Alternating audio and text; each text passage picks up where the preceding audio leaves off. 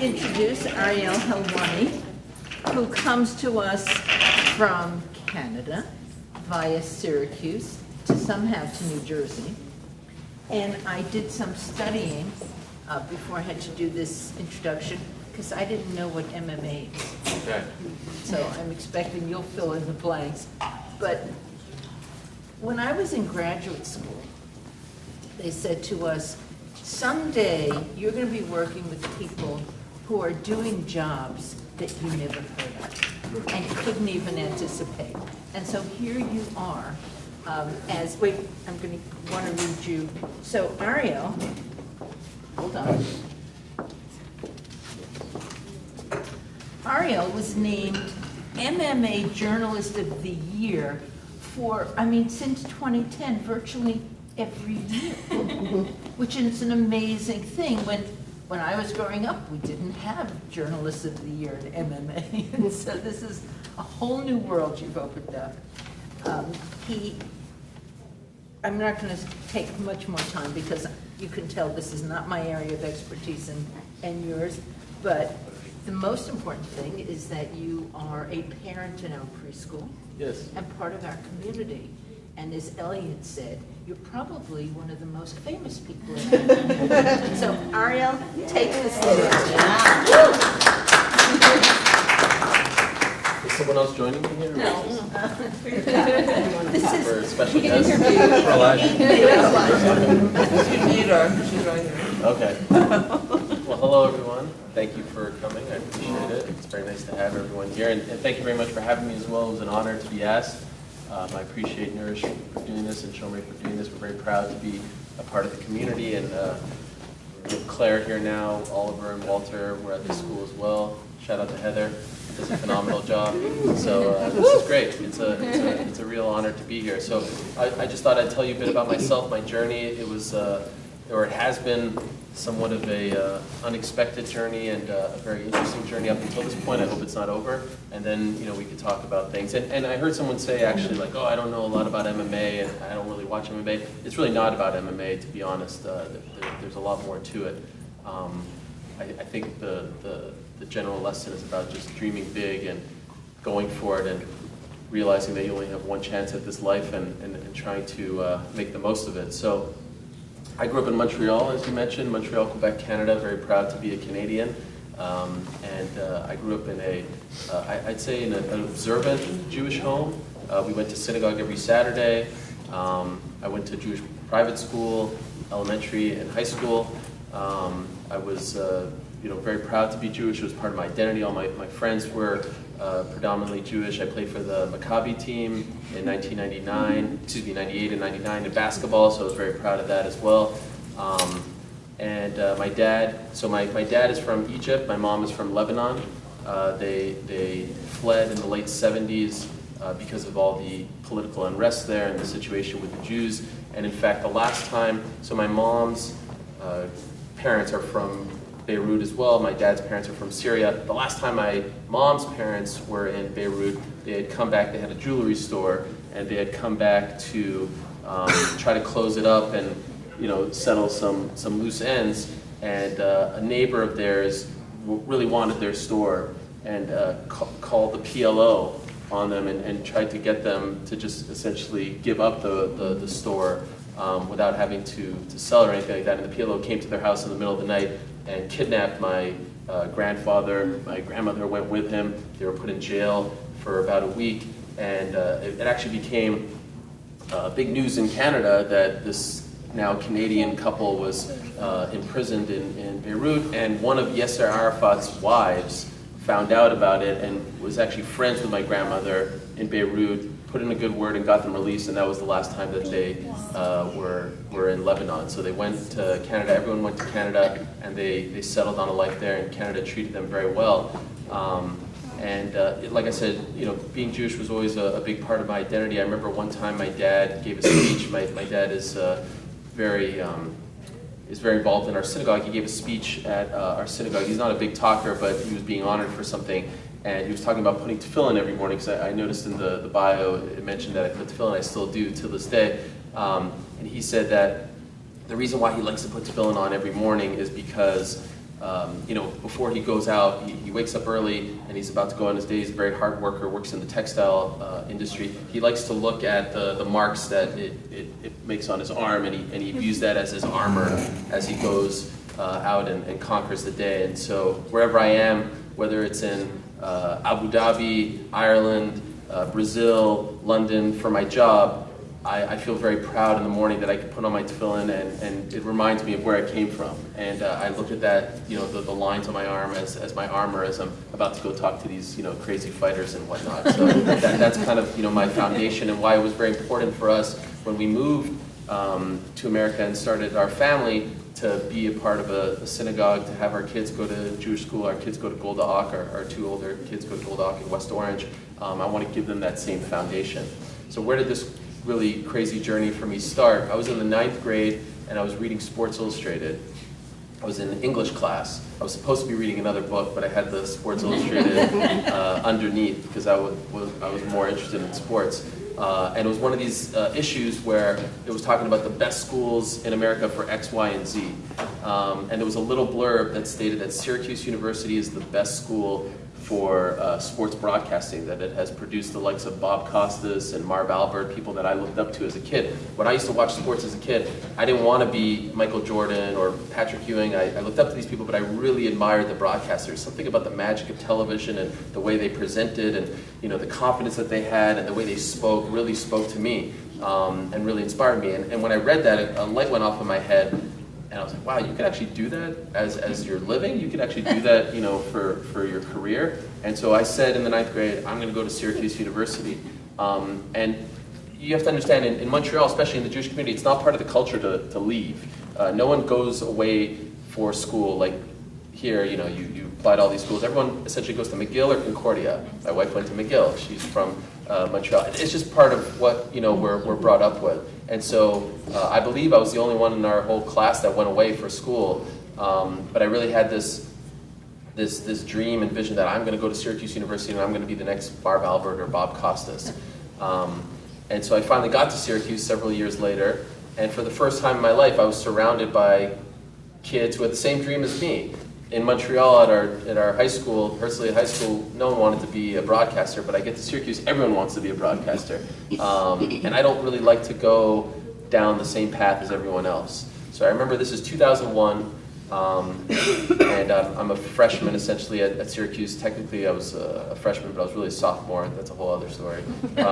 Because we graduate in the 11th grade. That's when high school ends for us, and then we go 2 years to this thing called CJEP, junior college, and then 3 years university. It's a little complicated. So anyway, I had to go for 3 years to Syracuse, and I remember seeing that everyone was the same. Everyone wanted the same dream, and I remember talking to my parents in 2001, and I told them that there's a sport called mixed martial arts, which at the time was just 8 years old, that was essentially banned in the entire United States. Only in New Jersey and Florida could you actually practice mixed martial arts and put on events. And I remember telling them, and in 10 years, I feel like this sport is going to be mainstream, and there's going to be some executive in some office who is going to say, I know nothing about this sport, I have no interest in the sport, but we need to start paying attention to the sport. Who is the guy? We need to hire the guy. And my goal is to position myself as the guy. I told them I want to be the Howard Cosell of mixed martial arts. That name may mean something to some of you. He was the man in boxing in the 70s, of course Monday Night Football as well, baseball, and he was the voice of that sport for that generation. And my goal was to become the Howard Cosell of mixed martial arts. And God bless my parents who are still alive, healthy and well. They were my biggest fans.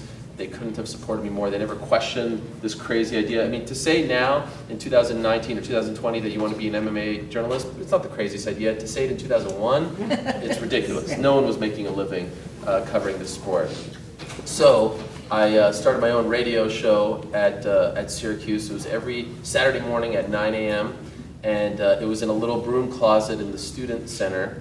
And we had one phone. The phone couldn't make outgoing phone calls. So what I would do is I would write to fighters, I would write to them on their website, their personal website, I would ask them to come on the show, and a lot of them would say yes, but I had no way to actually connect with them.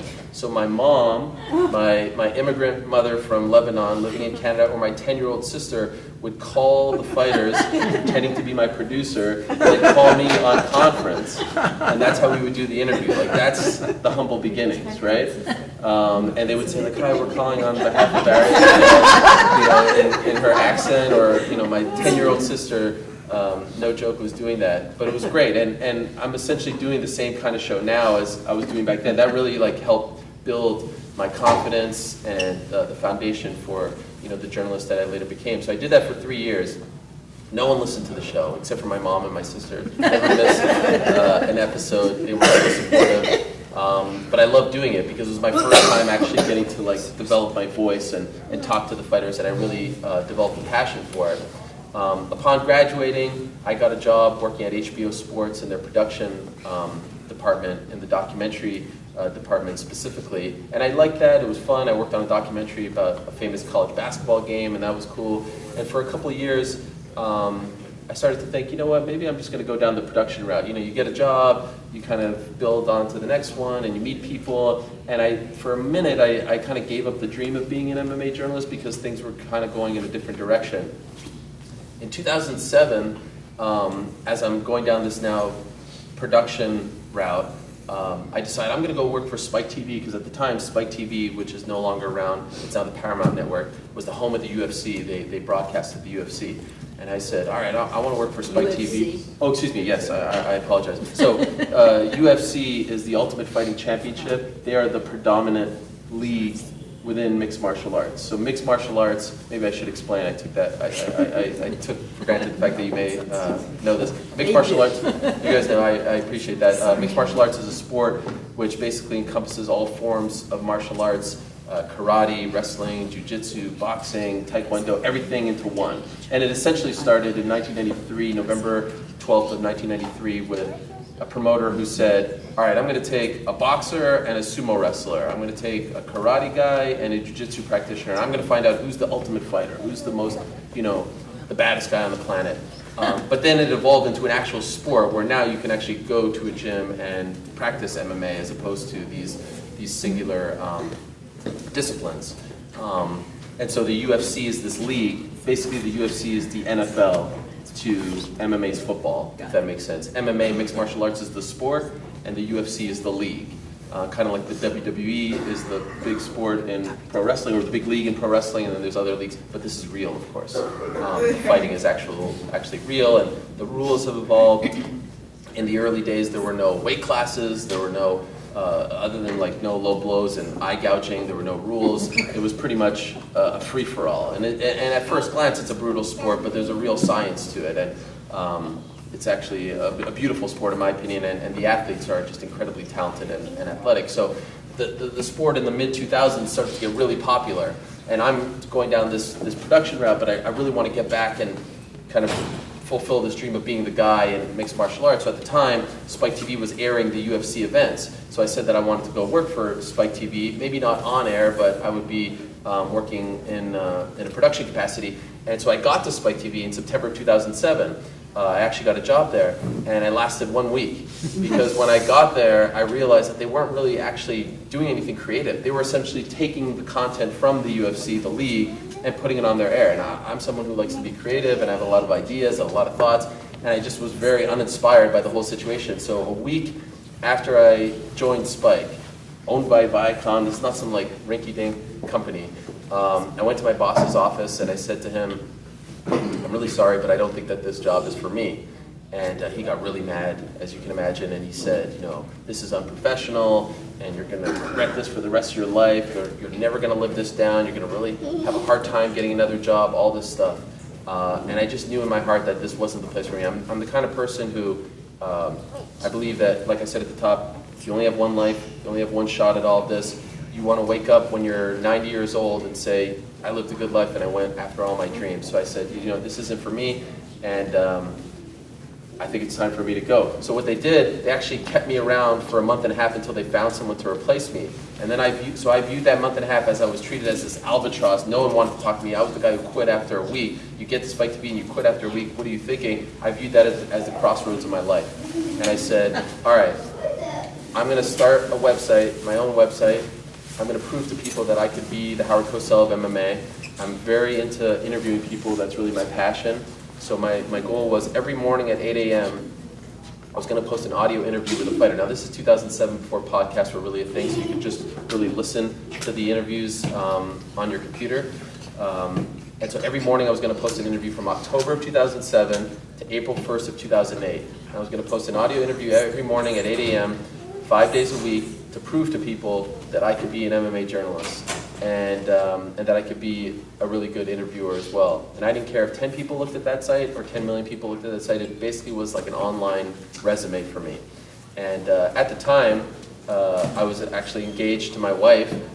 And talk about support. You need support. You need people rooting for you. You need people having your back. She never questioned me. I didn't make any money during that time. She never asked me, what are you doing? What is this website? Why are you doing this? How are you going to support a family? She just was by my side, living in a tiny apartment, listening to all these crazy interviews, and really supporting me, which I'll never forget and always appreciate.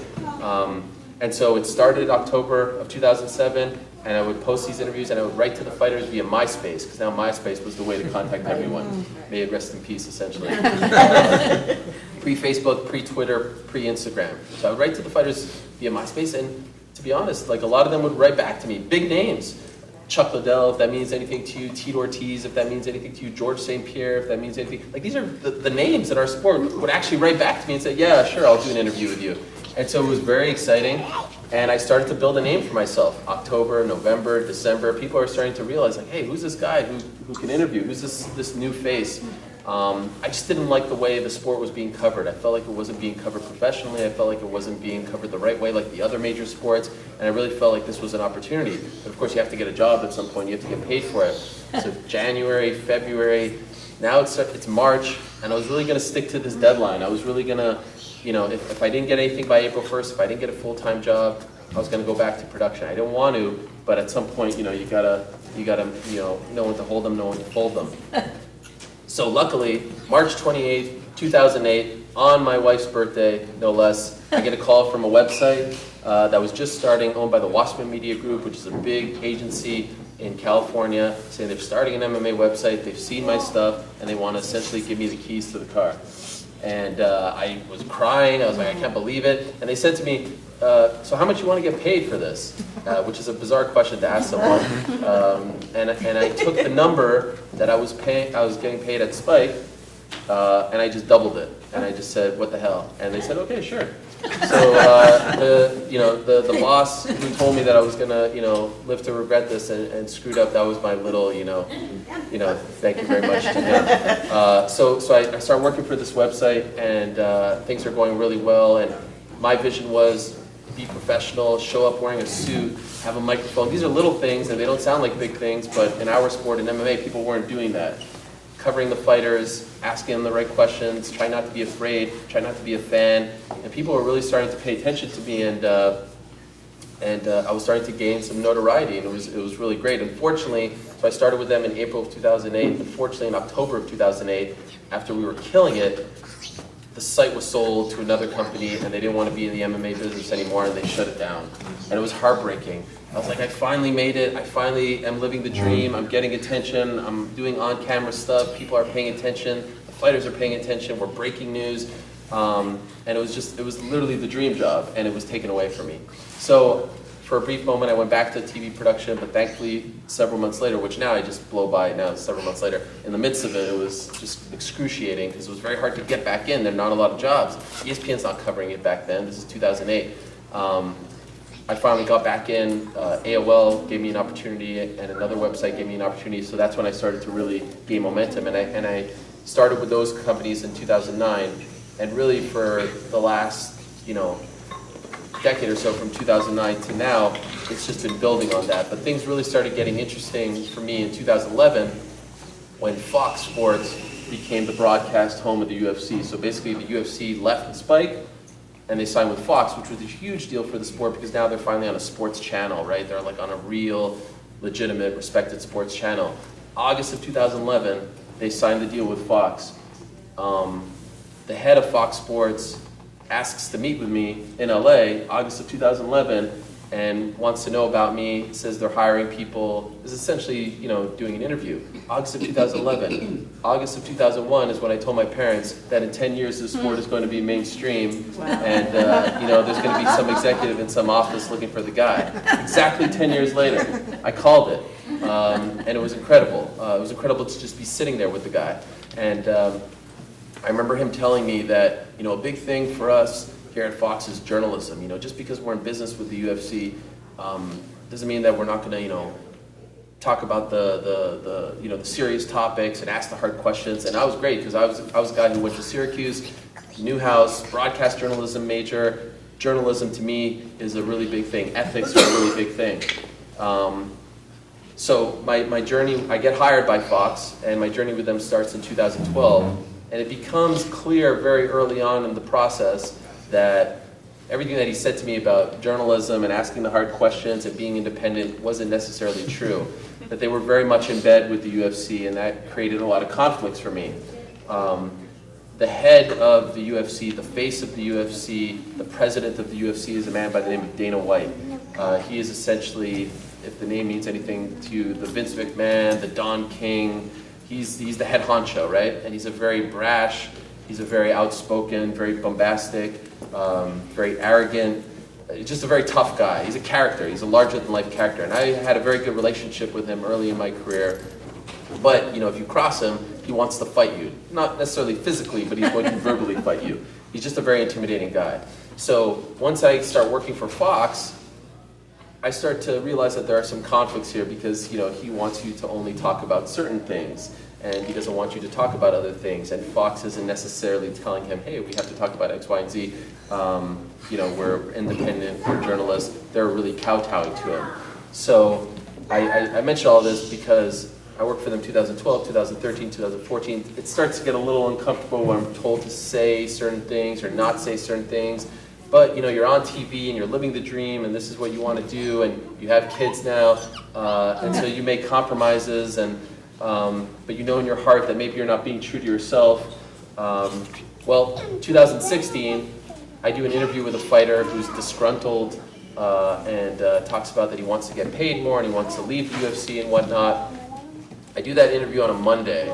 On Tuesday, I get a call from that guy who sat with me in August of 2011, who gave me the job, who told me about journalism, and said, we have to let you go. And I said, why? And he said, because the UFC asked for you to go. They asked for us to fire you. And I said, what did I do? And they're like, you didn't necessarily do anything wrong. They just don't want you a part of the coverage anymore. And this is heartbreaking because I didn't do anything wrong. I showed up every day. I never made a mistake. I never embarrassed the company. And to just be told because the head guy wants you out, that your dream is over, at least for now, is a really bitter pill to swallow. But I had to take it, and so they let go of me in March of 2016. I was working for Fox. Fox was my TV home. I also worked for a company called Vox Media, VOX, and they own a lot of different websites. Well, I worked for their sports department. So I obviously lost the Fox job, but I kept the internet job, the VOX job. And from March of 2016, when they let me go, unceremoniously and unfairly in my opinion, until June of 2016, I was on a rampage. I broke every single story, every single fight, every single piece of information that they didn't want out, I broke it. Because this was my revenge. I was really upset that they let me go because I was doing my job. I didn't say these things about the company, the fighter did. Why am I being, punished for it, reprimanded? So I was on a rampage, breaking everything. I don't even know if I was present at home because I just wanted revenge. We can't check. Yeah. It's because she just walked out. That timing was interesting. Yeah. Right. I was just on an absolute rampage, breaking everything left, right, and center. Get to June of 2000, so 3 months of me doing that, and everyone's like, wow, Ariel's on fire, he's breaking everything, he's pissing off the UFC. The UFC, the bosses, Dana White and company, they would go into the employees' offices close the door behind them and say, give us your phone, because they were convinced that there was a mole telling me all this information. They were going to the employees at Fox and saying, if anyone is caught interacting with Ariel and telling him information, you will be fired. Now the truth is, no one was giving me information from those places. I just developed so many friends and sources, and these people wanted to help me out because they felt like I was treated unfairly as well. But they, in their mind, they couldn't wrap their heads around the idea that I had actually developed these sources over all this time, almost 10 years now doing this, that they were convinced that one person was leaking all this information to me. And it was kind of funny that this was all actually happening during the rise of Donald Trump. This is 2016. So like this idea of, the man versus the media, and the media doing, unscrupulous things was actually kind of building up within, our culture as well, which is interesting. So I get to June of 2019, 3 months after I'm fired from Fox. I'm working for this website still.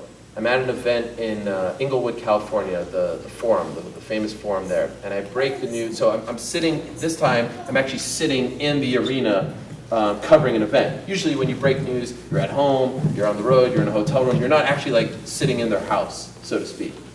So I break the news that a big fight is happening in August, 2 months later, involving Conor McGregor, a famous fighter, and another man named Nate Diaz. I break this news that this rematch has been signed, it's on. And I'll never forget the head of PR for the UFC, public relations, comes into the media room. I'm sitting in the media room, and he comes up to me and he goes, that story is wrong, that fight isn't a done deal. You're wrong about that one, you should have checked with us. And I said, I have, pretty good feeling that it is right. I know the people involved very well. I'm pretty confident about this. And he said, all right, we'll see. An hour later on the broadcast, they break the news that the fight was accurate. And I told him that I got one more news story for you, because now the relationship between me and the UFC was very contentious, and it was somewhat volatile. I told him I got one more for you. So an hour later, I break the news that this very famous fighter named Brock Lesnar, a WWE champion, was going to come back to the UFC and fight for them. He's just a larger-than-life figure, and no one knew this. It was not on anyone's radar. No one was talking about it. It wasn't rumored. And I break this news, like this massive bombshell, and the internet explodes. Oh my God, Brock Lesnar is coming back. Within minutes, head of PR comes back and says to me, Dana White would like to talk to you. And I said, nope, I'm not going back there. I know how this conversation is going to go. And now I have not talked to Dana since I got fired from Fox. We've had no interaction. I said, I'm not going back there. So he leaves. Multiple people come back throughout the night. He's like, you really need to go back and talk to him in his big, scary office. And then finally, towards the end of the night, they're like, you have no choice, you have to come back. So I took my cameraman with me, not to record it, but just as backup. And I'll never forget, they escort us to the back, and he's standing there, like we went around the media room. He's standing there, this big guy, sleeves rolled up, wearing all black. His arms are, his hands are on his waist. And all he says to me is, you're out, you're done, your career is over. Give me your credential, you're banned for life, you'll never be allowed back here, you'll never be allowed to cover a UFC event ever again. And I said to him, what did I do wrong? What did I do wrong? He's like, you almost screwed up that deal, you shouldn't have reported that, these people are upset, these people are upset. I said, was I wrong? No. Did I get this information unfairly, or was it off the record? And I no. So what did I do wrong? He's like, we just don't want you here. He said, I'll never forget it. His business partner, and really the money man in the organization, is a man named Lorenzo Fertitta, this sort of mafioso Vegas guy. He said, I'll never forget him saying this. He said, Lorenzo just put a bullet in your head. Your career is over. And I was like, I said to myself, for like a Vegas guy, a mafia guy, to like use that analogy, I feel like you guys have done this before. That's what I was thinking in my mind. So I said to him, all right, well, you don't want me here, I won't be here. Thank you for everything. Thank you for, the time you gave me throughout the career. I hope this isn't the end, but I'm not going to leave, kicking and screaming. I'm going to leave quietly. So I gave him my credential, and I was escorted out of the building. Escorted out of this massive fight. I'm one of the more famous journalists in the game right now, and I remember being in standing in the parking lot of the forum in Inglewood, and just being like, I don't really know what to do now. It's almost like 1 a.m. Eastern time, 10 Pacific, and I had no idea what to do. My family's sleeping. What am I supposed to do here?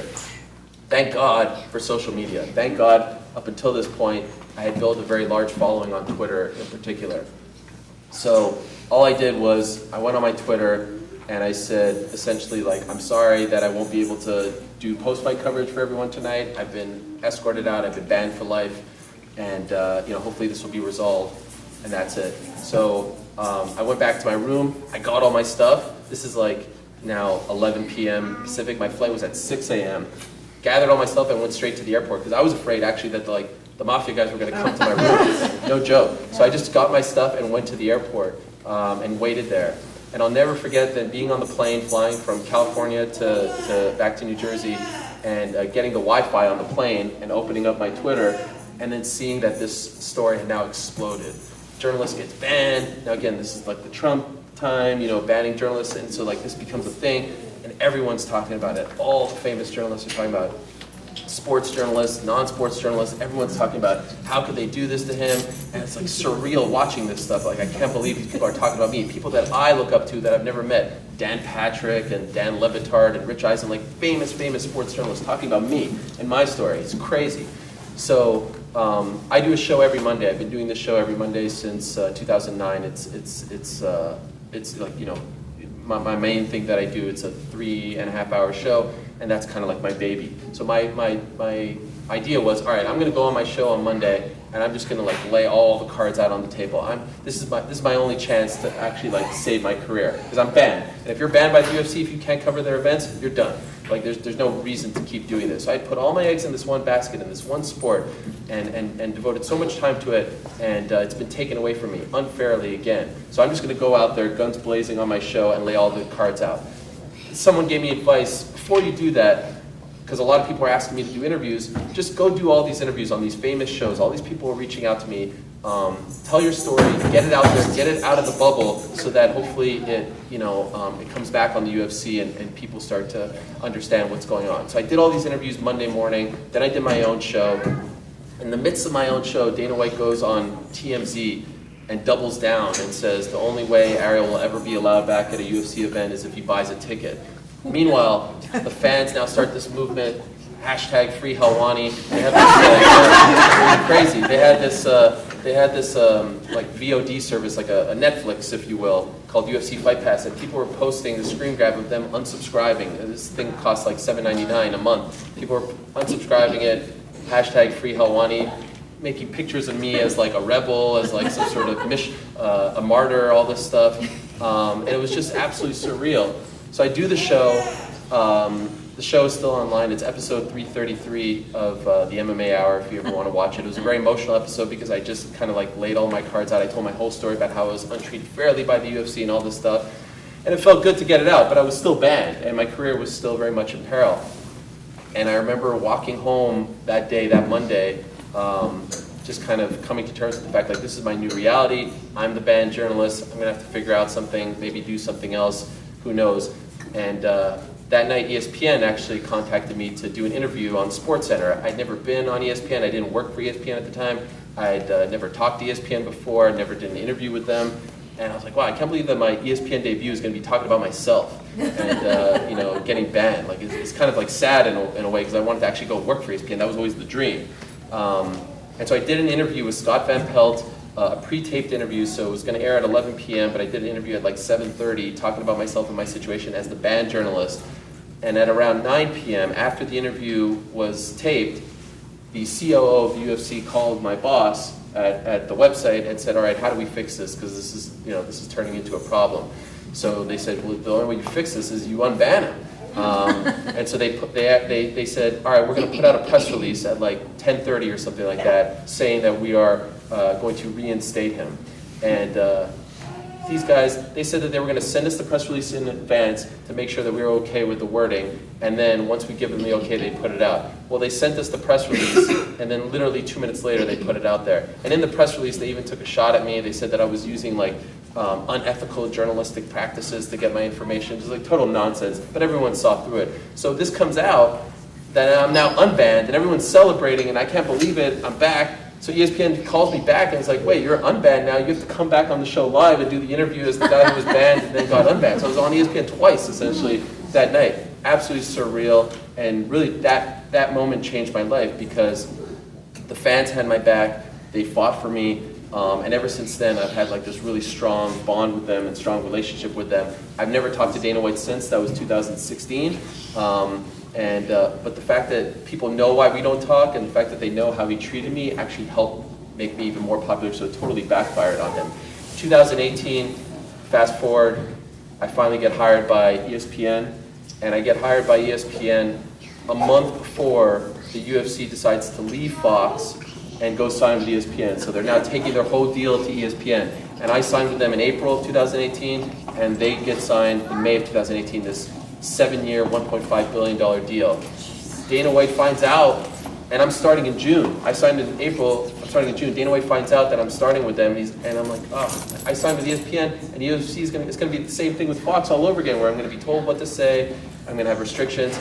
He freaks out and tries to get me fired before I even started. But thank God for the executives at ESPN, unlike the executives at Fox, they told him to take a hike. We're deciding who we hire, and that's that. So I've been at ESPN since June of 2018, and I've grown a lot there and have my own show on Mondays and Tuesdays and Wednesdays. And every 2 weeks or so, my boss tells me that Dana White calls the president of ESPN, Jimmy Pitaro, and freaks out about something that I said, and every time, he backs me and says that, no, we're not getting rid of him. He thinks that he could do what he did to me at Fox, but it's not going to happen, at least for now. And it's been amazing. And so I get to ESPN, that's the dream, in June of 2018. In September of 2018, once I'm a little more settled, I find out who's the head of the NBA at ESPN. Because I want to be the Howard Cosell of MMA, and I feel like I'm on my way to realizing that, but I also want to prove to people that I'm much more than an MMA reporter. I want to be a basketball reporter too. I want to do other sports. I love basketball. It's been a big part of my life. So I find out who's the head of the NBA department, and I got his information. I went to his office, and I said to him, very nice to meet you. I don't want to waste your time. I just want to let you know that I want to be a part of the NBA coverage at ESPN. So whenever you guys have an opening, I want to be considered. He said, I like that you came here and you told me this. I don't have any openings now, but we'll keep you in mind. And this past summer, they gave me an opportunity to do some games on the sidelines for the Summer League. And then this season, I've already done 3 games for them. I did a Christmas game, which is a really big deal in Toronto, and that's going really well as well. So, again, like I said, the moral of the story is, shoot for the stars, Jewish kid from Montreal. You don't end up at ESPN, and you don't become, one of the faces as far as the media is concerned of a sport. And now hopefully trying to become the same thing in basketball, with people telling me, you're done, your career is over, we're stopping you from doing X, Y, and Z. And I'm like, I'm sitting here talking about like I've won the race, I haven't won the race. It's a daily struggle, but I talk to a lot of kids who tell me, how do I become like you? How do I,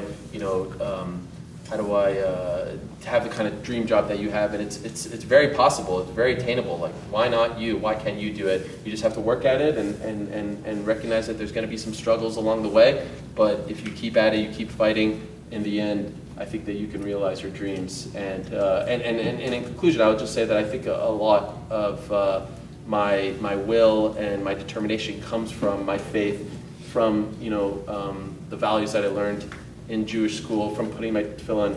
I really do believe like that is my armor, that allows me to go out and fight these big bad bullies. So that's pretty much the story, and I'm happy to answer questions and talk about whatever else.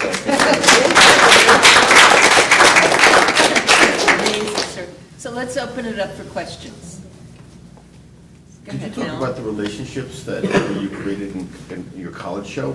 Yes. And how those relationships perhaps carried forward, and that makes sense. For me, the most exciting part of the Because the human interaction you created. So at Syracuse there's a really famous student radio station, WAER, and that's where the Costases and the Marv Alberts all started.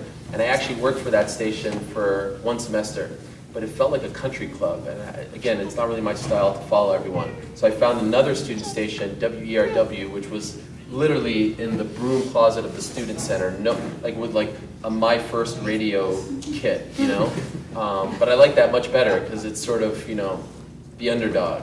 And that's what I think drew me to the sport itself. They were the underdog sport. And so they had all these slots, and I was like, all right, I'll take 2 hours on a Saturday morning. Why not? And one thing that always drew me to the fight game, these larger-than-life personalities, right? These characters, they're all very accessible.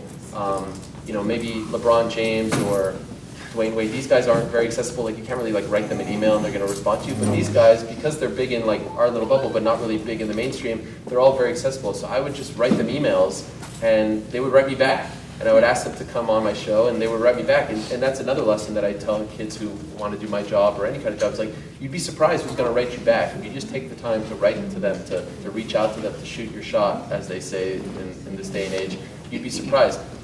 And I still use that same mindset to this day. I still use those same practices. In fact, just this past November, I tweeted something about The Rock, Dwayne Johnson, right? The most famous actor in Hollywood.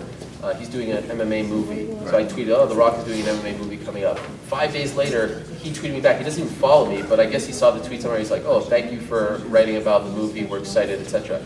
So I was like, all right, I'm going to shoot my shot here. And I said, hey, by the way, since I have your attention, I do a show every Monday for ESPN. I'd love to have you on. He wrote back a day later. He said, I'll see you on Monday. Now, his agent told me he has not done a single podcast in his career. He's never done like a live interview via Skype. That's how we do them. Anything like that. He's like, I can't even believe he said yes. And he showed up and he did the interview. Just because I went for it. So that's kind of just always been my mentality. Like, why can't I reach out to these people? And a lot of those people are still around today. Like, they remember being on my show as a college student. And so that's been really cool. And for them, it may have also been a positive for them to practice their interview skills. Yeah, and sure. there may have been a mutuality of what they gained from being on your show that you identified. I'd like to think. There's a Thank question you. of, Yes. Yeah, so you might have just answered it indirectly, but, so you said in 2001, you told your parents MMA is going to be big in 10 years. I remember when it was banned and people called it human cockfighting and all that kind of stuff. What did you see that you thought it was going to become such, because now it's, you know, it's totally As mainstream. Yeah, that's a great question. I saw that it was taking elements of boxing, which was obviously very popular, and elements of pro wrestling, which was also very popular, and it was blending it into one. And I liked that they had these characters, and I liked that, you know, it was in this cage, and it was essentially, you know, to me, an even better way than in boxing of finding out like who's the man, right? These two guys are going to go in this cage, they're going to settle their differences, and we're truly going to find who's the tougher guy. Not who's the better puncher, but who's like the tougher guy, right? Because you can kick, you can knee, you can elbow, you can punch, etc. And it just felt like it was gaining a little bit of momentum. And how often in our lifetime is there like a sport born when we're alive? It doesn't happen, right? NFL, NBA, NHL, these sports all came around. And it just felt like there was something with this thing. I don't know, that I felt like, you know what? This continues to grow, and it wasn't trending in that direction, right? As you said, it was actually banned on pay-per-view for a while. Like, you couldn't even order it. You could get the tapes at Blockbuster afterwards. John McCain called it human cockfighting in a very famous interview. New York State, everyone banned it. It's only a couple of years they've been able to get to the Garden, right? Yeah, 2016.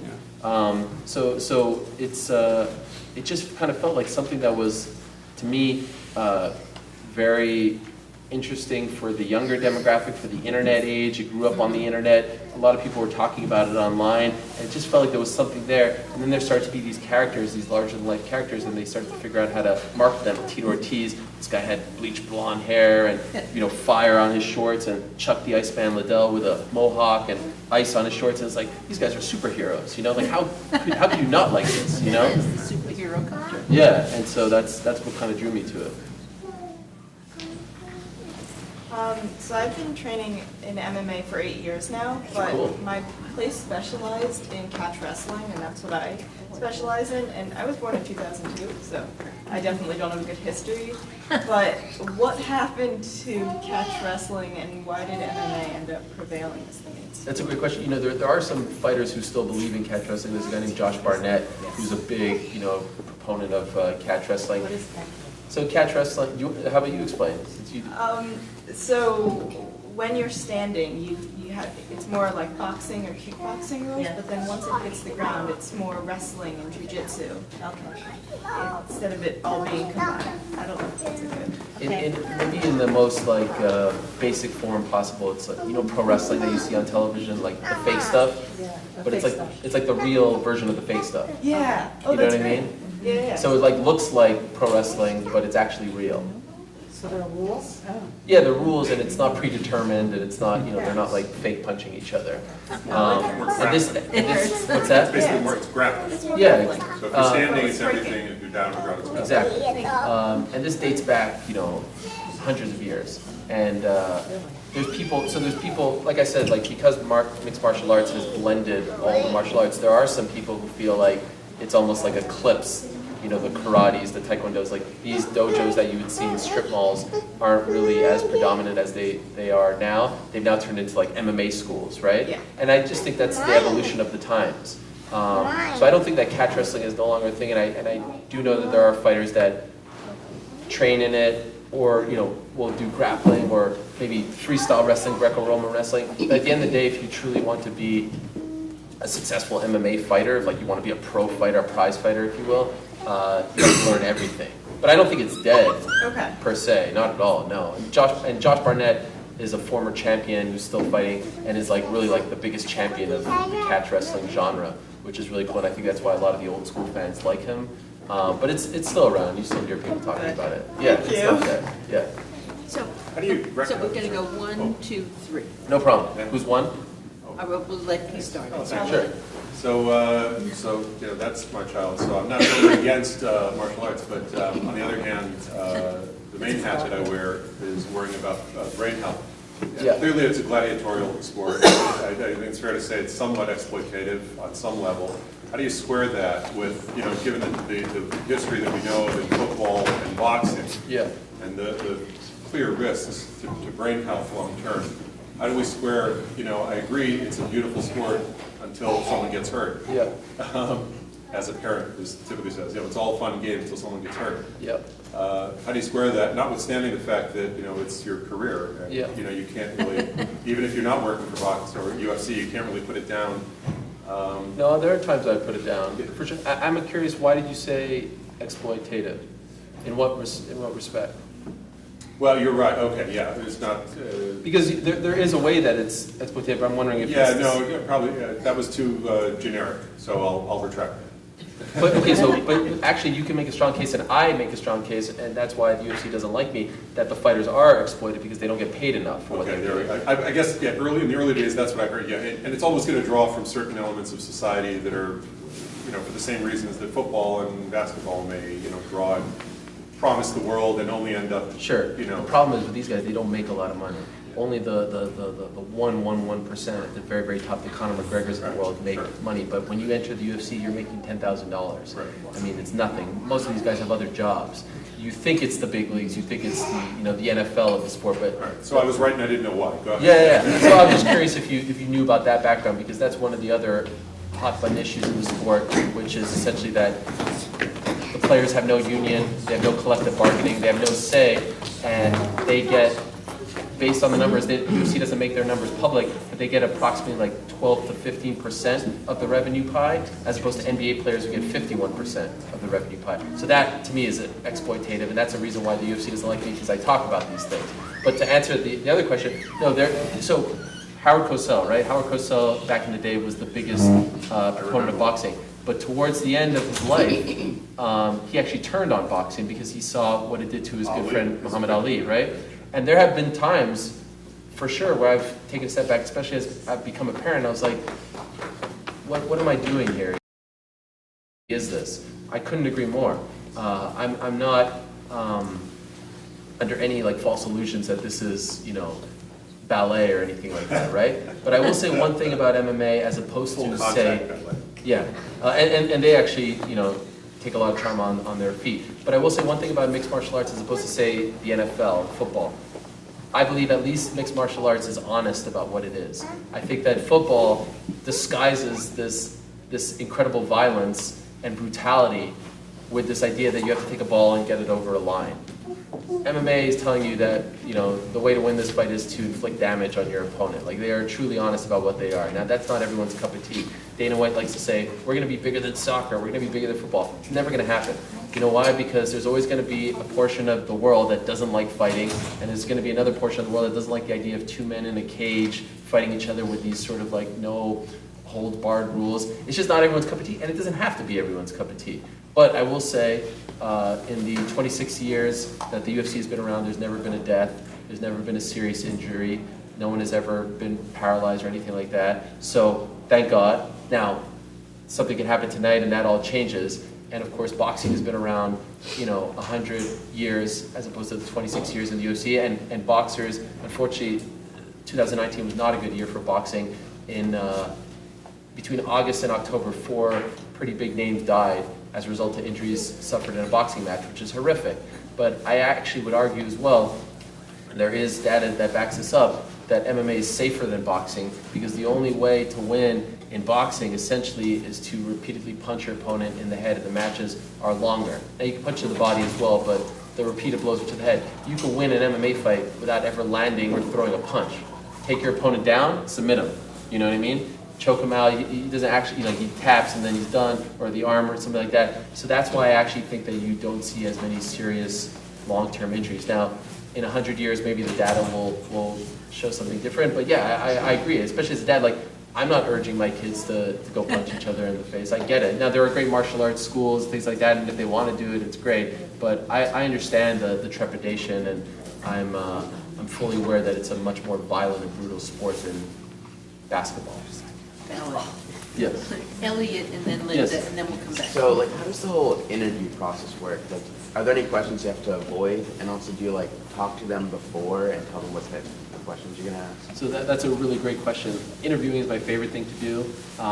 One thing I'm very big on is not writing my questions down. So I'll do a show on Mondays, 3.5 hours, 8 to 10 guests. I don't have a single question written down because I believe, let's say we were going to a dinner party tonight, right? Okay. And I just met you. I'm not coming with a sheet of questions. I'm coming to talk to you, I'm listening to what you're saying, I'm asking you questions, and then you're saying something, and then I'm asking a follow-up, and then you're asking. That's how an interview should go, right? It should be a conversation. So I feel like when people have their questions written down, they follow the script, that they don't actually listen. And someone could say something that you weren't expecting, but you're making sure to ask question 6, and you miss it. And you can miss some really important stuff. So very early in my career, I decided I'm not going to write anything down. I'm going to obviously know about the subject. I'm going to know who he is or she is, or what their story is, but I'm going to go with an open mind and, just a blank slate in my mind. There have definitely been times where I've interviewed a controversial figure or someone who was involved in the news, and it was a big story or something like that, where his handler or his manager or his agent or even the person themselves said, hey, I want the questions in advance. Non-starter for me, no. I just say, I'm not writing anything down. You can't get any questions if there are no questions in advance. Obviously I want to talk to you about X, Y, and Z, but I'm not going to submit anything in advance for approval, because then what are we doing here? This is like a movie. It's all pre-scripted. And there have been times as well where I've been told, don't ask about this. And those are honestly like a case-by-case thing. Someone says, hey, this is off limits, or this is not something I want to discuss. You honestly have to decide and determine with yourself and maybe your producers, okay, is there a valid reason for this not to be discussed right now? I've sort of developed a reputation for quote-unquote asking the hard questions, and I don't think that means gotcha questions or trying to embarrass anyone or put them on the spot. It's just a certain way of asking a question and really building up to it. If you did something that's controversial, in your heart I'm about to ask you about it, I'm not going to ask you about it right off the bat. We're going to sort of ease our way into it and, ask about some nice things, and then sort of there's kind of a path that you want to take. So yeah, it comes up from time to time, and you just kind of have to navigate it, but I definitely don't submit anything. And I'm honest about what I want to talk about before. I'm like, hey, I'd like to interview you about X, Y, and Z, so hopefully no one is caught off guard by, my questions. I knew that answers it. Thank you. Linda, and then we'll go. My name is Linda Ariel.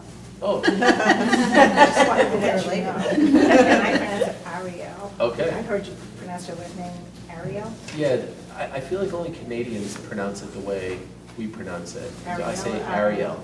Ariel? Ariel. Ariel. Yeah. Not Okay, everyone has a well, hard the time people with it. who know the Tempest, they say Ariel. They want a little more. Yes, I got that a lot. Little So Mermaid. there are two questions, one related to your name, if you didn't guess, and, but a quick one, I don't follow any contact sport. I'm one of those people who have an aversion to people smacking each other. Yeah. Sorry if I put it that way. No, no.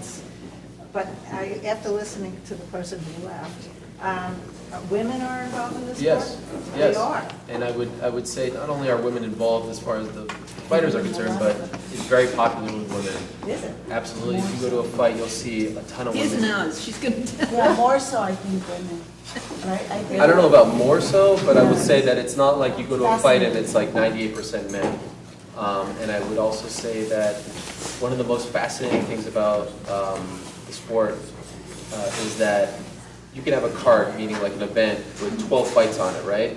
And fight 1 through 11 are male fights. And then the main event, the last fight, will be 2 females. And no one bats an eye, no one says that it's a lesser product. How many sports, like, could you have a doubleheader in basketball and have, you know, the Lakers and the Clippers and then like 2 WNBA teams play and people stick around for that? Let's be honest, no. I would say maybe tennis, I was going to go with yeah, tennis. maybe golf a little bit. They get the respect, but like in MMA, even more so than boxing, for whatever reason, the females are really well respected, very popular. There was a woman named Ronda Rousey who was a pioneer who helped open a lot of doors for women. Now, it hasn't been around as long as the males. Women in the UFC started in 2013, but their fights are, you know, consistently the most exciting fights on the card. They're just really fun, you know, fighters, and their technique is really great. So, and their pay is somewhat equal to the men. Like they're not treated as second-class citizens at all. And you would think with this sport, alpha males, testosterone, like they're treated as lesser, but they're absolutely not. So it's interesting. Is it a separate association? No, Or no, one? no. You'll just have it. You know, like you'll just have a card. Let's say with 12 fights on average. And you'll have, you know, female fights sprinkled throughout.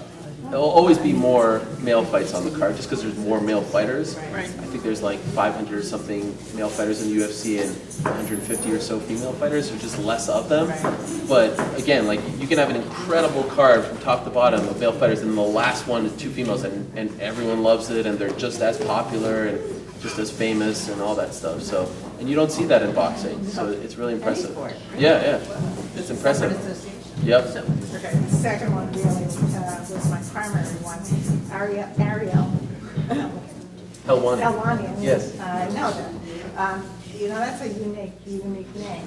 So I'm wondering, when you started thinking about being a public persona Yeah. and going into this field, had you ever thought about how you might want to change your name, or how you were going to introduce your name, or how were you going to get people to pronounce it correctly? Yeah. My problem. Yeah, that's a great question. When I first started, when I started that dream of having the website, I was going to give myself 6 months to get notice and all that. One of the people that I worked for told me, yeah, you've got to change your name. My middle name is Jacob, so he's like, oh, maybe call yourself Ariel Jacobs or something like that. And again, being very proud of where I'm from and my family's history and what they've been through, I felt like that would be a slap in the face to them. So I'm like, listen, I'm going to make it with my name, with my looks, with my big nose, whatever. I don't care. And I just kind of embrace it. Like my nose has actually become like a character. Like people make fun of my nose all the time, and I make fun of it all the time as well. And I even have an award every year, like where I give out awards to all the fighters for the year that was, and I call them the Helwani Nose Awards, playing on like KNOWS, NOSE. Yeah. So yeah, so I just kind of, you know, I feel like if you're self-deprecating, then it disarms people. Right. But no, I've stuck with the name, and honestly, I think that's what the fans like about me, because I didn't come from a traditional TV route where I was putting on a fake voice persona. I just am who I am, and I don't have the traditional voice. I don't have the traditional look. I don't have the traditional name. And I think people actually like that in this day and age. All right, so the last question was, how do you get people to pronounce your name correctly? So when they ask me, I say it's Ariel Helwani, but no one can actually say it that way. So they say Ariel, Ariel. They're like, yeah, sure, whatever. As long as you spell it right, at the end of the day, it doesn't matter to me. It's just like they let you interview them. Yeah, it's fine. I don't mind. And Helwani is pretty easy once you can actually figure it out. Yeah. Okay, all right, thanks. So we're gonna go this way, 1 and then 2, Naz, and Okay, so. 1, 2, 3. So actually, this kid that was talking about them, she's 17, she's my grandkid. I'm just curious, around the world, in different countries, what's the momentum, what's the popularity? Is there any interest there, where, and, you know, and where? It's incredibly popular outside of the United States. Yeah, what Canada, countries particularly? Canada, Brazil, it's immensely popular. I've been to Brazil 5 times to cover events there. Very popular in Europe, Ireland, England, Are Germany. you sending her somewhere? She wants to go to the Netherlands. Oh yeah, the Netherlands is huge. In particular, kickboxing is huge there. Really? Dutch kickboxing is really popular. In Japan, it's very popular as well. I mean, around 10 or so years ago, they would have big events in Japan. 80,000 people would show up to these events. Female, yeah? Yeah. So what do you, Theodore Australia. So the Theodore Herzl futuristic prediction of this sport, in your opinion? Yeah, I think it's trending in the right direction. I think being on ESPN, the major sports network in America, has been huge as far as its visibility. I don't think it will ever be more popular than soccer or basketball or anything like that, but I do think that it is no longer a flash in the pan. It's no longer, you know, a fad, if you will. It's here to stay, and it's not going anywhere. It's going to be very interesting to see what happens if there is a serious injury or, God forbid, a death, because I think a lot of the detractors will come out. And look, there are deaths in NASCAR and in race car driving. There's deaths in boxing. You know, this happens, and you don't, you know, it kind of is a news story and people move on. But I have a feeling if something big happens in MMA, something catastrophic, that a lot of detractors are going to come out, and that's going to be like the first major crisis that the sport has experienced, and it's going to be really interesting to see what happens there. I don't know, you know, ultimately what happens. I think they've built enough clout to where they'll be able to survive that, but I guarantee you if that happens, you will see a lot of people calling for the sport to be banned and whatnot. And what do you know about fencing and female fencing? I will admit I'm not an expert in fencing. I've done it a couple times as a kid, but I know it's in the Olympics. It's the other granddaughter. She's Yes, checking the on other her. grandchild. Yeah. She's heading to the Maccabi game. Oh yeah, it's great. That's the goal. Shavta, that's in 4 years. 4 years go by for a kid. That's not. Well, how old are you? She's yeah. She can wait 4 years. Yeah. Good luck. Naz? Okay, so I have 3 questions from each section of my life. Okay. So the first one is your path is very, takes many turns. How do you deal with the anxiety of all these turns? Because oftentimes I won't go for something. I think you have to ask Jackie. Great question. Great question. I terrible Because anxiety. oftentimes I won't do something Yeah. because I think like health-wise, it's just gonna take a big hit on me, and I'd just rather do something more straightforward. Yeah. But then I miss out. Yeah. So it's a big thing in my life that's holding me back. So I'm just asking, like, how do you deal with your anxiety? Phenomenal question. I have horrible anxiety. I'm not a people person. I don't like to interact. Like, I am much more comfortable talking into a little camera than I am, you know, talking in front of 30 people here. It's the truth. In fact, when I was at Syracuse, I skipped over this part because I didn't want to keep you here forever, but I had a terrible time at Syracuse. I didn't talk to anyone. I had no friends because, like I said, everyone stayed back. All my friends stayed back, right? And I felt like I was missing out. I really missed my mom and dad. I was very close to them, still am very close to them. And I would sit in my dorm room and I would wait till around 2 a.m., 3 a.m. until I couldn't hear anyone out in the hallways to go brush my teeth in the bathroom because I didn't want to interact with anyone. I would eat, I remember Blue Diamond salted peanuts or Chef Boyardee in my room because I was too afraid to go to the cafeteria to eat with kids. That's how like anxious I was. And so a lot of people who knew me back then like, what, and then you do this now for a living? This is crazy.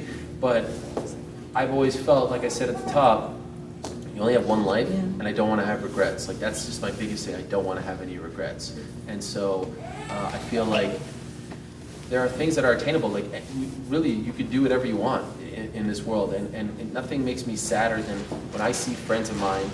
We all had dreams. Like I had a friend who wanted to be a football agent, and other like lofty dreams. I wanted to be the broadcaster, right? And I would pretend to be the broadcaster. And they're now doing things that I would never say this to them, and I can say it here because they're not here, but I feel like they settled. You know what I mean? Like, I feel like they didn't go for their dreams, and they could have went for their dreams. And, you know, maybe I got lucky along the way, and I had a few breaks here and there, but I would never want to let myself or my anxiety or my fears hold me back. If someone else holds me back, you know, you'll have to live with that. But you just, I don't know, and trust me, I'm very anxious. Like, my hands are perpetually sweaty. I'm Just manage it. yeah, you just kind of manage it, you talk to yourself, and like, what's the worst that can happen, you know? Someone actually, so before my first NBA game in October, I was so nervous. I haven't been this nervous in a very long time because I wanted it so badly and I was afraid that I was going to screw up, right? And I was like not going to know what to do. And someone told me about something called situational pressure, which really like changed my perspective on everything, which is essentially this idea that you're so afraid about a moment in your life, and you're afraid to screw up, and you're afraid that if you screw up, you'll never get that moment back. But the truth is that if you're good enough, and you've worked hard enough, and you've put in enough time, you've prepared enough, even if you do mess up, you will get that moment back. So stop trying to make things out to be bigger than what they are. We're all human. We mess up, you come back, you dust yourself off, you live to fight another day, as opposed to thinking like, oh, I'm going to screw up, it's not even worth it, let me just go take the safe route. You know what I mean? And so never let that pressure get to you. Just say like, what's the worst that can happen? So you go out there, you give it your best shot, try again. Okay, thank you. And the second question is about... Two questions, now because I'm going to move back there. Okay. Well, I said I had three in the beginning. I know you Okay. I'll answer them quickly. Okay, the second one is, you know, I am your parent, and I'm raising a son. So I'm the immigrant who came here, and but I'm raising a son in the U.S. who's going to have a very different life from me. And in immigrant world, you take what is grounded, right? You don't take, because you have taken so much chance as you've been traumatized from that, you know, with your grandparents being arrested and all that. So, so once you're here, you just kind of want like a peaceful life. But when you raise your kids here, you don't want to raise them like that. Right. Because they don't have that trauma, they don't have that baggage. Right. So what do you think your parents did in supporting you, even though their lives were so different from what you're doing? I mean, how did they even let you go to Syracuse? I know. My mom would cry like crazy when I left. She would cry, and it would kill me because I felt like I was hurting her by leaving. But the thing was, like, from the moment I told them that I wanted to do this, they never even said, like, we need to talk. What is this you want to do? What, like, it was so, like, looking back now as a parent, right? How supportive they were is just unbelievable. Till this day, so I do a show every Monday, 3.5 hours. I do a bunch of other stuff. My mom sits there and listens and watches every single minute of what I do. And if I ever like do a 2-minute thing on Sports Center or something like that, she will record it on her phone and send it to me right away or give me thoughts. And if I don't tell her that I'm going to be on, she gets mad at me. Why did you tell me? Why did you? If I do a radio hit in some random place, she wants to listen to it. And I just think it's like, you just have your kids back. And even if they want to take the road less traveled, that's okay. And the fact that they never questioned me, never allowed myself to doubt myself. Because if they would have doubted me or wondered why I was doing this, then I would have been like, yeah, maybe this isn't the smart thing. But the fact that they never even batted an eye made me think like, all right, let's go. Let's keep doing this. You know what I mean? And they never, like, I never even had the conversation about, what is it this sport that you want to do? Or what is this career on TV? Go for it. Okay, that's what you want to do? Great. We'll have your back. All right, and then the third thing is, last one, No problem. I'm a teacher, No problem. is that 21st century classrooms are not preparing kids anymore for a specific career, because it is understood that people your age and younger are no longer going to value a specific career necessarily. They will value more problems in society and wanting to attack those problems, or a dream, or they want to do something more catered to their interests. And so what do you think in education could really get people to do more of this uncertain, uncharted career paths? What, as an educator, you know, like in your class, I don't know, it's a big question, but basically as a teacher, what can we be doing to get more people to be like this? Well, I actually, Uncharted. Yeah, but I like, so I think that schools, especially at a younger age, should talk to kids about what they want, what their goals are, what their dreams are. Like it upsets me sometimes when I talk to kids in college and I say, what do you want to do? And they don't know yet. Now, I'm not saying that's bad. Sometimes it takes people a little longer, but I'm like, man, you don't have dreams? You don't even have like one Hail Mary dream? You don't even have one thing that you want to like really do? You don't have a passion? You know what I mean? Everyone has to have something. I was just talking to a kid yesterday, a neighbor of ours, and he wanted some advice. He's in college. And I said, okay, what is the dream? Like, what if you can have one wish, what is your dream? And he's like, really? He's like, I want to be the general manager of the New York Giants. All right, that's the dream. That's where we're going to start. Now, what are we going to do to get to that point? And he's like, but there's no chance that's going to happen. I said, why not? Why can't that happen? If you don't believe it's going to happen, then don't even have any dreams. Don't even have any aspirations or goals. That's what I believe in. So I hope that in schools, even pre-college, in high school, that they start talking to kids and asking them, what are your dreams? What are your hopes? What do you want to do when you're 30 or 40? Not the road that everyone travels. Like, what is the big dream that you have in life? Because you only have one life, you know what I mean? And I feel like when I was in high school, no one asked me that question. Luckily, I had a dream, but like no one sat down with me and talked to me about that sort of thing and allowed me to start thinking that way and fostering those goals and dreams. And I think that's very important. Thank you. We had a question, Becky. No, that was me. Ariel, first, thank you for sharing your story. It's really interesting. Thank you. A quick question for you. Do you see any tension between your Jewish beliefs, your Jewish values, and your involvement in what I think you've said is a violent and sometimes brutal sport? And if so, and you don't have to accept that premise, but if so, how do you resolve that tension? I don't view it as any sort of conflict as far as my Judaism or my Jewish beliefs and the sport itself, because Israel has long been very successful in wrestling in the Middle East. Wrestling is very popular, and of course the Maccabees, and we have a long history of fighting, right? Like we are fighters, and Krav Maga is a kind of martial art that was born in Israel. It's very popular still there. So I don't view that as a conflict necessarily. I think the biggest conflict comes from being a parent and just kind of growing up and seeing, because the sport is still relatively young, but there are people who have retired now that I grew up watching, and you see them kind of not maybe speaking the same way or not really having a lot of money after they gave us so many great moments.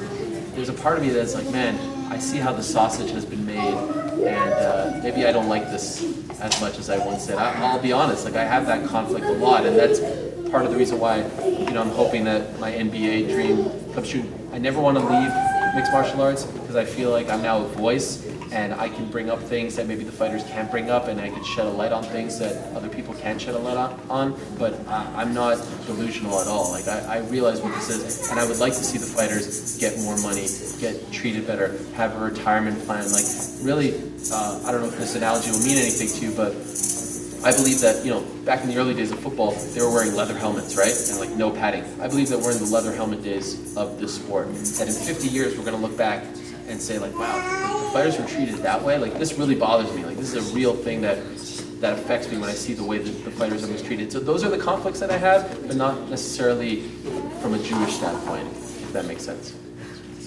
As you travel the world, how are you treated as a Jew in some of these other countries? I don't know if you touched on it. Some predominantly Muslim countries.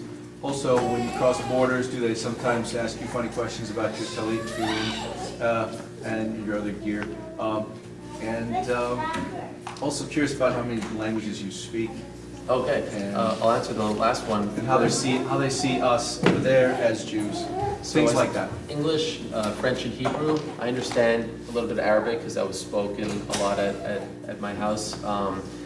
The question about how I'm treated as a Jew is very interesting because yes, there are a lot of obviously non-Jewish fighters, but there's a lot of Muslim fighters. I've been to Abu Dhabi. I was a little worried the one time that I went there. Because I had heard, all the things that if you have a stamp from Israel on your passport, they won't let you in. I had no problems. I will say, though, that I remember flying in and looking at the map on the plane, and like we were getting closer and closer, and they were showing all the the neighboring countries, and Israel wasn't there, which I thought was interesting. But it has come up, especially as I become more popular and well known, and via social media. I'll get some messages and I'll show them to my wife. I had someone recently say like, I wish the final solution would have, they would have gone through with it so that you would never have been here and all this stuff. I get that stuff all the time, like dirty Jew, all that. And I just let that roll off my back. In fact, I try almost as a way to like get back at them. I actually try to magnify a little bit my Judaism. I do a segment every week on my show called My Honorable Mention, but mention spelled M-E-N-S-C-H-E-N. Mensch, obviously, being good person. The plural for mensch is not mentions, it's mention. So I highlight the good people in the sport doing good things. I feel like sometimes in the media we highlight the negative things too much. So people doing charity work or something for their family.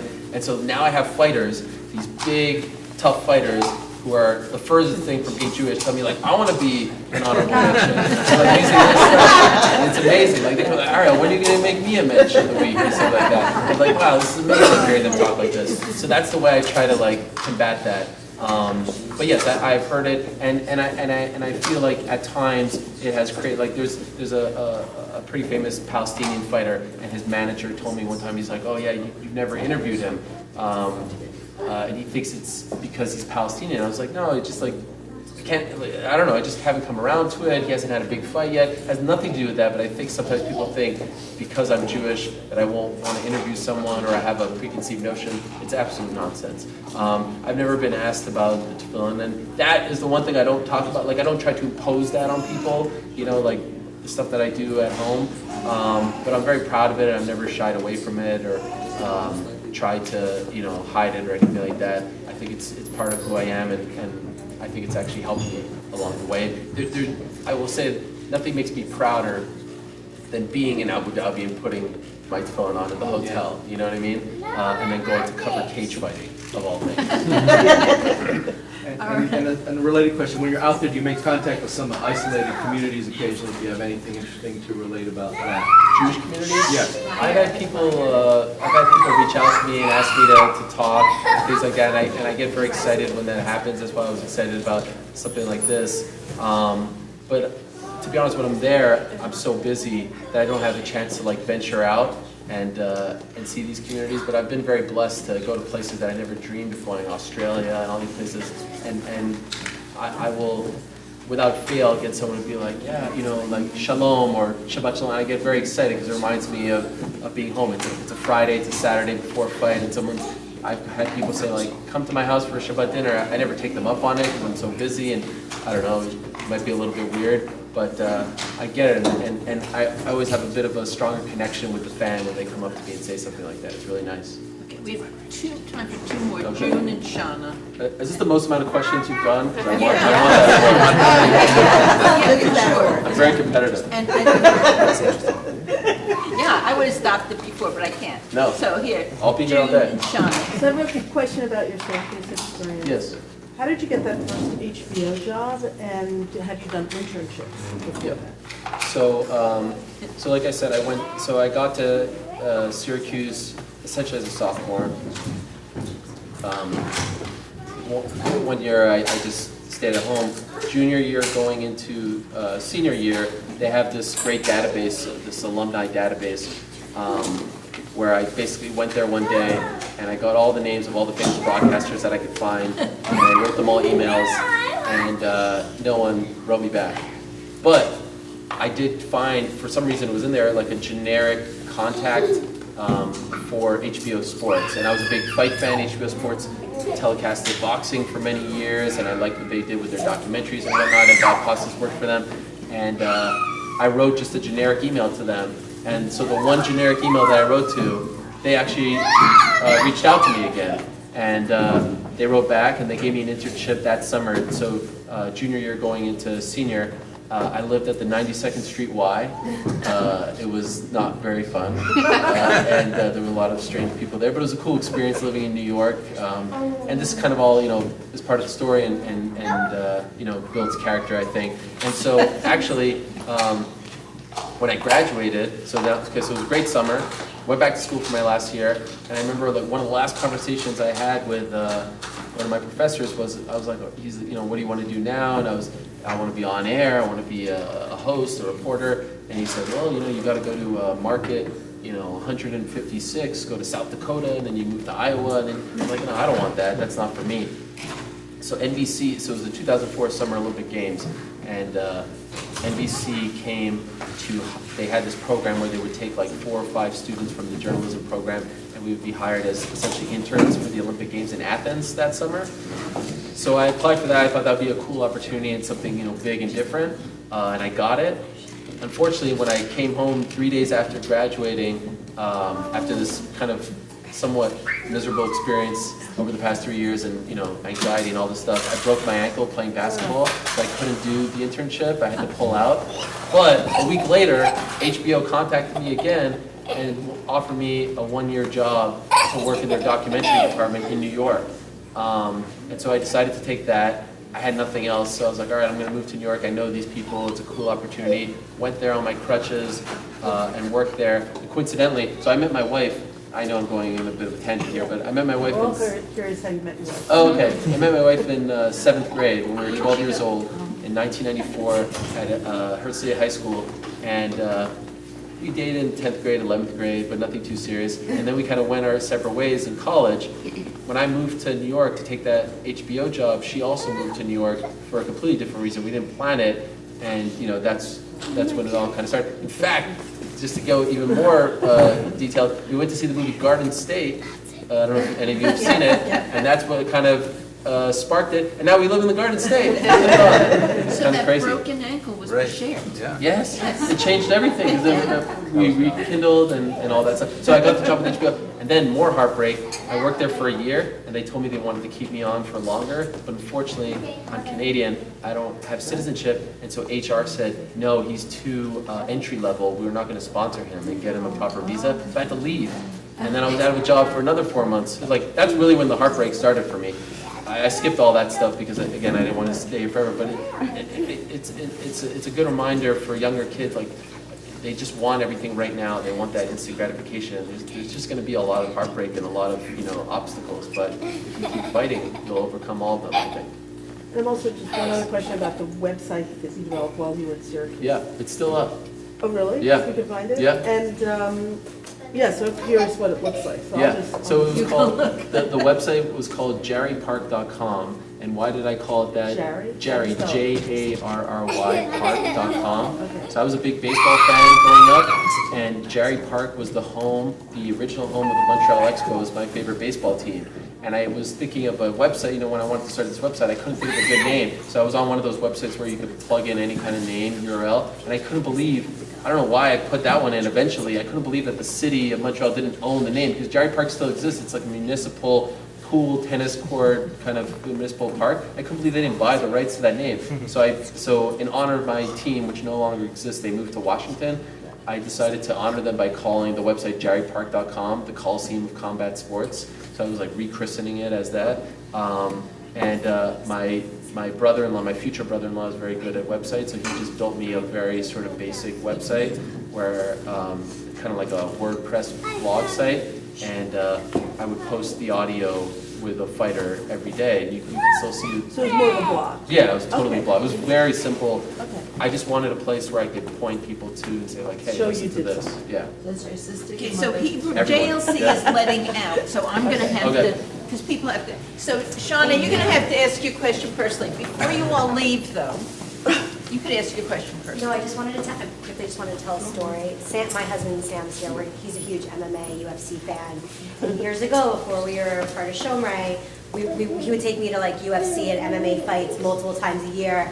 And we actually saw Ariel Helwani on the airplane, and my husband was starstruck. I don't know, you guys don't really know, a lot of people here don't really know MMA, but we do. And Sam's really shy, and I'm not, so he's like, go get his autograph.